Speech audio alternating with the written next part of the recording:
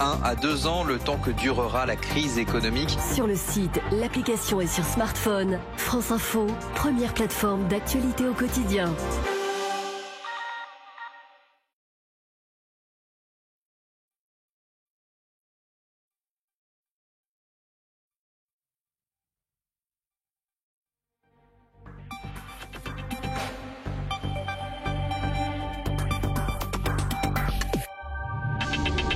D'être sous le feu des projecteurs, le Premier ministre décline la feuille de route du gouvernement pour les mois qui viennent.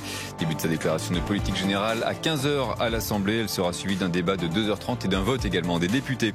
Tête à tête entre Emmanuel Macron et des Gilets jaunes. Ça s'est passé hier soir alors que le chef de l'État se promenait avec son épouse dans le jardin des Tuileries à Paris. Il a été pris à partie, notamment au sujet des violences policières.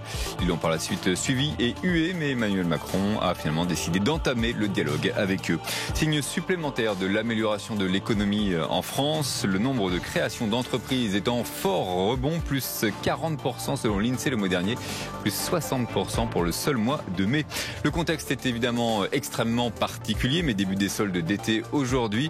Après 2 mois de confinement, les commerçants espèrent beaucoup de cette période pour vider leur stock. Et puis une note d'espoir dans la lutte contre le coronavirus, alors que des pays comme l'Inde se voient contraints de reconfiner quelques 140 millions d'habitants.